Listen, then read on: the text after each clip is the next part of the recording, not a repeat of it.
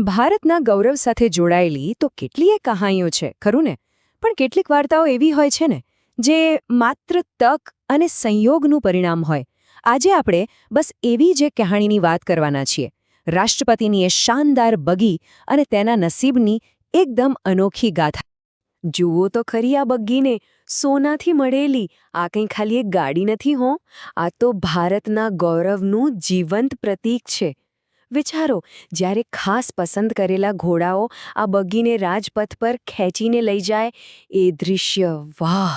એ દૃશ્ય જ ભારતના શૌર્ય અને પરંપરાની યાદ અપાવી દે છે. પણ શું કોઈ માની શકે કે આટલા ભવ્ય વારસાનું ભવિષ્ય એક સમયે માત્ર એક સિક્કા પર ટકેલું હતું? હા, સાચું સાંભળ્યું, એક સિક્કો. ચાલો, આ અનોખી ઘટના પાછળની જે રસપ્રદ વાર્તા છે ને, એને જાણીએ. તો આખી વાર્તા શરૂ થાય છે આઝાદ ભારતના એ શરૂઆતના દિવસોથી. એ સમયે આપણો દેશ પોતાના નવા પ્રતીકો ઘડી રહ્યો હતો, અને આ બગી એ પ્રતીકોમાંથી જ એક ખૂબ જ ખાસ પ્રતીક બની. જુઓ, આઝાદી મળી એ પછીના શરૂઆતના વર્ષોમાં કોઈ પણ મોટો પ્રસંગ હોય, જેમ કે ગણતંત્ર દિવસની પરેડ હોય કે પછી કોઈ વિદેશી મહેમાનનું સ્વાગત કરવાનું હોય, રાષ્ટ્રપતિ આ જ શાહી બગીમાં સવારી કરતા હતા. એ સમયે તો આ બગી ભારતના ગૌરવ અને શક્તિનું પ્રતીક ગણાતી. અને એટલું જ નહીં હો, રાષ્ટ્રપતિ ભવન કેટલું વિશાળ છે એનો અંદાજ છે પૂરા 330 એકરમાં. અને આટલા મોટા એસ્ટેટમાં ફરવા માટે પણ આ જ બગીનો ઉપયોગ થતો. આના પરથી જ સમજી શકાય કે એની ભવ્યતા કેવી હશે અને રાષ્ટ્રપતિના જીવનમાં એનું સ્થાન કેટલું મહત્વનું હશે. હવે આ બગીનો ઇતિહાસ પણ છે ને એકદમ ઉતાર ચઢાવથી ભરેલો છે. ચાલો જોઈએ કે કેવી રીતે સમારોહના કેન્દ્રમાંથી અચાનક ગાયબ થઈ ગઈ, દાયકાઓ સુધી એકાંતમાં રહી, અને પછી કેવી રીતે એણે ફરીથી પોતાની જૂની પ્રતિષ્ઠા પાછી મેળવી. આ બગીની સફર ખરેખર કોઈ ફિલ્મની સ્ટોરી જેવી છે. જુઓ, 1984માં જ્યારે વડાપ્રધાન ઇન્દિરા ગાંધીની હત્યા થઈ, એ પછી સુરક્ષાના કારણોસર આ બગીનો ઉપયોગ જ બંધ કરી દેવાયો. અને પછી તો લગભગ 30 વર્ષ સુધી એ લોકોની નજરથી દૂર જ રહી. પણ પછી આવ્યું વર્ષ 2014, જ્યારે રાષ્ટ્રપતિ પ્રણવ મુખર્જીએ બીટિંગ રિટ્રીટ સમારોહ માટે તેને પાછી લાવીને જાણે ઇતિહાસને ફરી જીવંત કરી દીધો. અને એકવાર પાછી ફરી પછી તો આ બગ્ગી ફરીથી ભારતની શાન બની ગઈ. રાષ્ટ્રપતિ રામનાથ કોવિંદે પોતાના શપથગ્રહણ માટે તેનો ઉપયોગ કર્યો. અને હમણાં જ રાષ્ટ્રપતિ દ્રૌપદી મુર્મુએ પણ ફ્રાન્સ અને ઇન્ડોનેશિયાના રાષ્ટ્રપતિ જેવા વિદેશી મહેમાનોના સ્વાગત માટે આ જ બગીનો ઉપયોગ કર્યો. આ જ તો એની આંતરરાષ્ટ્રીય ઓળખ સાબિત કરે છે. સારું, હવે આપણે આવીએ છીએ વાર્તાના સૌથી નાટકીય ભાગ પર. 1947 બ્રિટિશ ભારતના ભાગલા પડ્યા. ત્યારે માત્ર સરહદો જ નહોતી વહેંચાઈ, સંપત્તિઓ પણ વહેંચાઈ હતી. અને આપણી આ બગી એ જ વિવાદનું કેન્દ્ર બની. સવાલ એ હતો કે વાઇસરોયની આ શાહી બગી કોને મળશે, ભારતને કે પાકિસ્તાનને? આ સવાલ નવા બનેલા બંને દેશો માટે ગૌરવનો પ્રશ્ન બની ગયો હતો.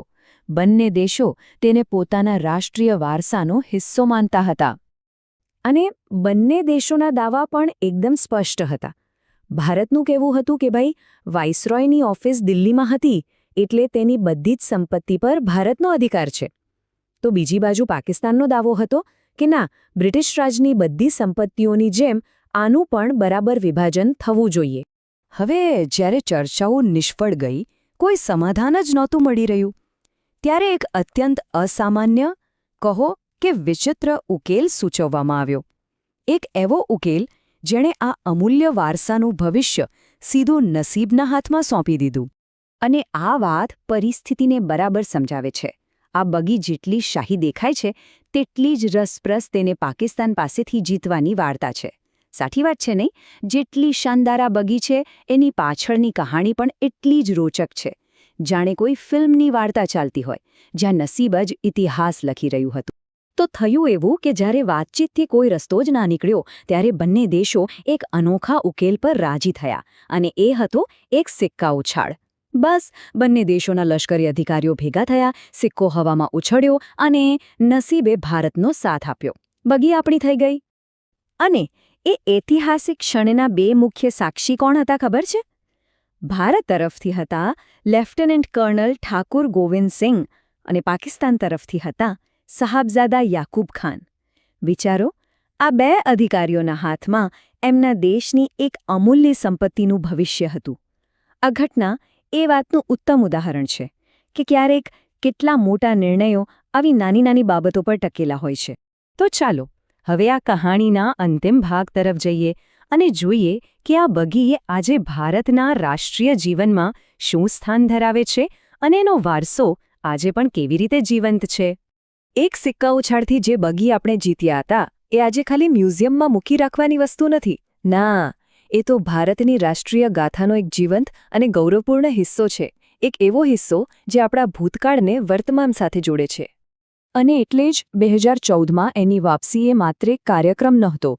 એ તો ભારતના પોતાના ઇતિહાસ અને પરંપરા પ્રત્યેના આદરનું જીવંત પ્રતીક હતું.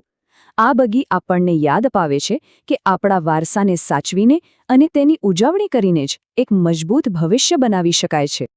આખી વાત આપણને વિચારવા પર મજબૂર કરે છે, નહીં? આપણી આસપાસ જે રાષ્ટ્રીય પ્રતીકો છે, પછી એ કોઈ ઇમારત હોય, આપણો ધ્વજ હોય કે પછી કોઈ સમારોહ, એમની પાછળ આવી કેટલી બધી રસપ્રદ અને અજાણી વાર્તાઓ છુપાયેલી હશે. વિચારવા જેવું છે.